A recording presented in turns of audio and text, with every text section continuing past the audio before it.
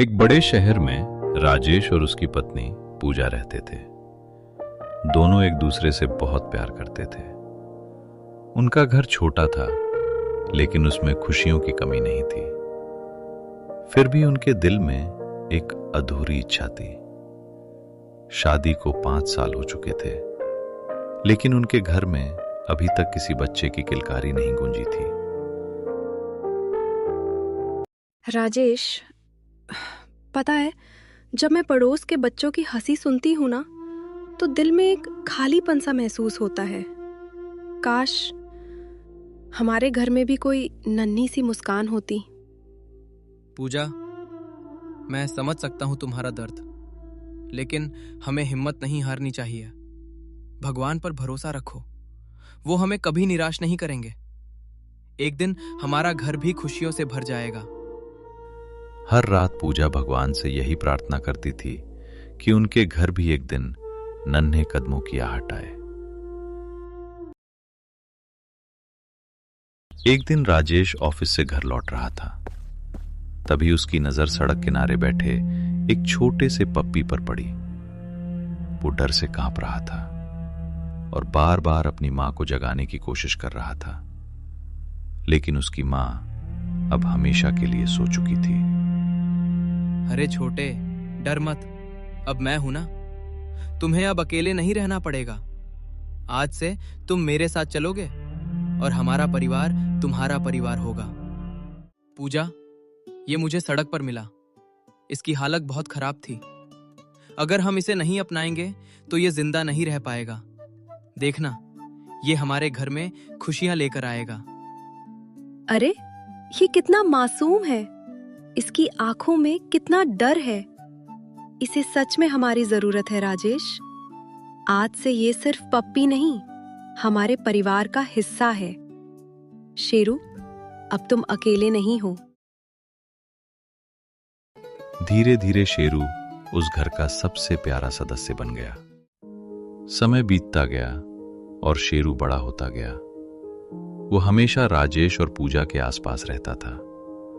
और फिर एक दिन उनकी जिंदगी में वो खुशी आई। पूजा ने एक प्यारे से बेटे को जन्म दिया, जिसका नाम रखा गया आरव। आज मेरी जिंदगी का सबसे खूबसूरत दिन है। हमारा परिवार अब पूरा हो गया। ये खुशी मैं शब्दों में बयां नहीं कर सकता। शेरू भी आरव से बहुत प्यार करता था। वो हमेशा उसके पास बैठकर उसकी रखवाली करता रहता था।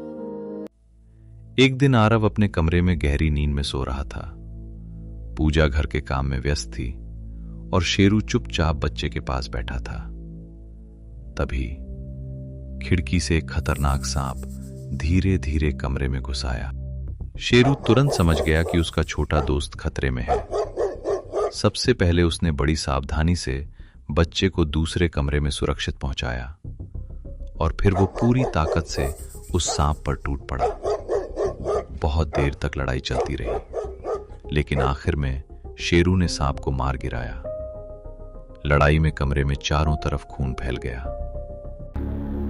कमरे में फैला खून देखकर पूजा का दिल जोर जोर से धड़कने लगा। उसकी नजर शेरू पर पड़ी और वो डर और गुस्से में सब कुछ गलत समझ बैठी।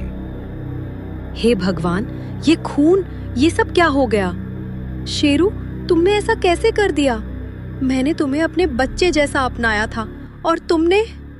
नहीं, मैं तुम्हें यहाँ एक पल भी नहीं रहने दूंगी। गुस्से और डर में पूजा कुछ भी समझ नहीं पाई। बेचारा शेरू, जिसने अपनी जान जोखिम में डालकर आरव को बचाया था, आज उसी घर से निकाल दिया गया।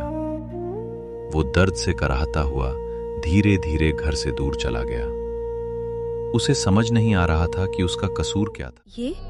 ये आरव की आवाज है। मेरा बच्चा, तुम सुरक्षित हो। तभी पूजा की नजर फर्श पर पड़े मरे हुए सांप पर पड़ी और उसे सारी सच्चाई समझ में आ गई। हे भगवान, ये सांप, मतलब शेरू ने... मैंने क्या कर दिया? मैंने अपने ही रक्षक को सजा दे दी। पूजा, जो हो गया उसे बदला नहीं जा सकता, लेकिन हम अपनी गलती सुधार सकते हैं। हमें शेरू को ढूंढना ही होगा, चाहे जितना समय लगे। वो सिर्फ एक कुत्ता नहीं, हमारे परिवार का हिस्सा है। दोनों ने पूरे शहर में उसे ढूंढा, लेकिन शेरू कहीं। कुछ दिन बाद पूजा बाजार गई।